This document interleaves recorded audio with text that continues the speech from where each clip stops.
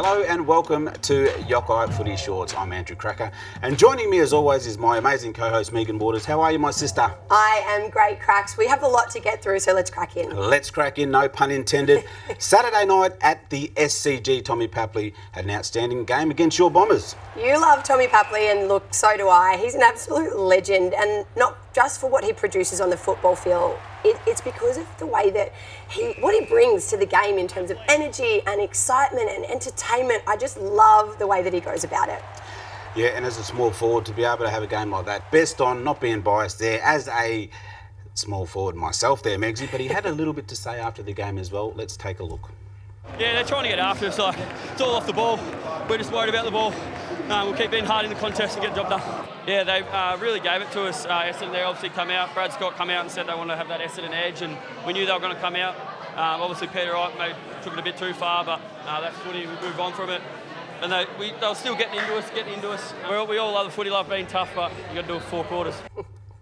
Megsy, the Bombers did have a physical edge, but how did you find that? Yeah, there was certainly a bit of rough and tumble, wasn't there? But I love that cheeky little grin from Tommy Papley at the end there. To be fair, I think everything that he had to say was pretty warranted. And it's nice to see players being honest and sharing their opinion and not holding back. So I like what he had to say. Great to see Tommy Papley, and we're going back to Thursday night.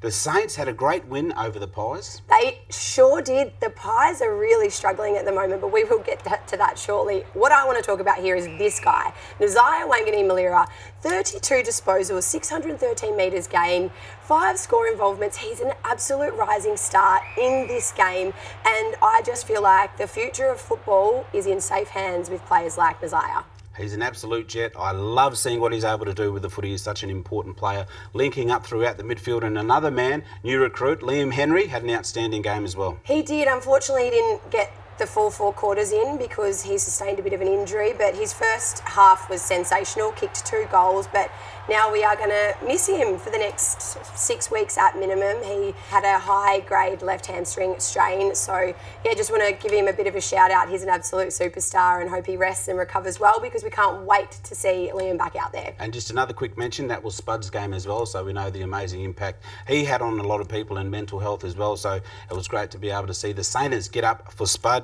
350 milestones were absolutely out and about this weekend, and Sonny Walters was able to kick his 350th goal.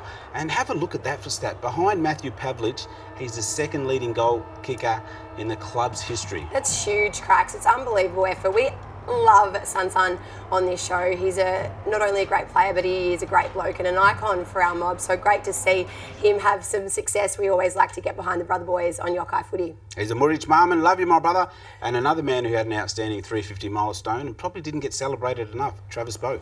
I agree. 18 seasons, 35 years old. I reckon Boak is like a fine wine. He is getting better with age, and I feel like if he played for a Victorian club, there would have been a lot more noise around the fact that he is one of the very few to get to 350 games. So massive credit to Travis Boak because he's an absolute legend. He is. I love the way he goes about it. And Megsy, what caught your Yokayi over the weekend? Well, we saw over at the Richmond Football Club, as mob, family, culture and tradition mean everything to us, and the Richmond Football Club are the absolute leaders in this space. It was so special to see Mikelty Lafau's family perform the traditional haka before he ran out for his tape-brew, so it's this week's Yokayi Moment, Cracks. Just have a look at it, Megsy, to be able to have that and to be able to have the passion and to be able to see your family, to be able to pay that respect, and it's just so beautiful to see. Obviously, 10, 15 years ago, we wouldn't see that in our game. So, as you said, the Richmond Footy Club, with what they're doing, absolutely amazing. Such a beautiful moment. Thursday night, grand final rematch up at the Gabba. Megsy, how are you seeing this one? I love Thursday night footy. I think it's taken over the Friday night time slot for me.